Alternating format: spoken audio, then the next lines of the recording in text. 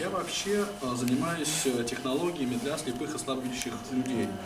И конкретно информационными технологиями. То есть вот как незрячий человек полностью, то есть тотально слепой или слабовидящий, получает доступ к компьютеру.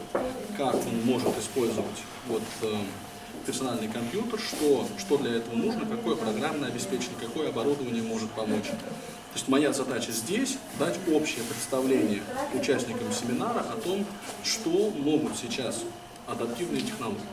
Во-первых, разработки для инвалидов, любой инвалидности, любой нозологии, они очень нишевые. То есть людей с инвалидностью, их, слава богу, все-таки меньше, чем людей без инвалидности. И поэтому то, что делается для узкой аудитории людей, оно, естественно, будет дороже, чем продукт массового производства и потребления. То есть цена этих и программных продуктов, и аппаратных средств, естественно, выше, чем нам хотелось бы.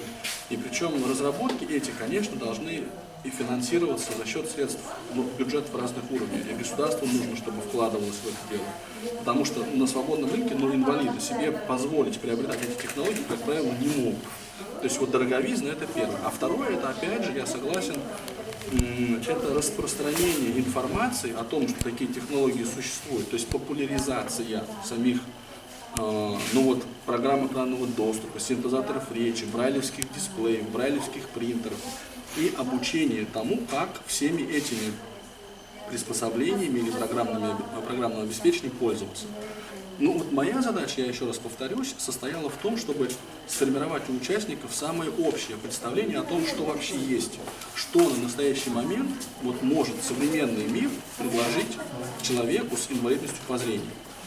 Распространенность этих технологий в России, она, с одной стороны, конечно, меньше, чем на Западе, то есть немножко у нас по-другому обстоит дело.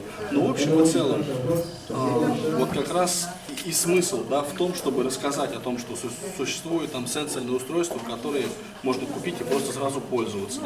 Существуют программы, которые позволяют обучиться все это делать. То есть надо потихонечку толкать и информацию, и распространять какие-то сами средства, показывать, что они дают людям, что они пользу приносят. Тогда я думаю, что сами незрячие будут этим интересоваться, и как-то начинать пользоваться.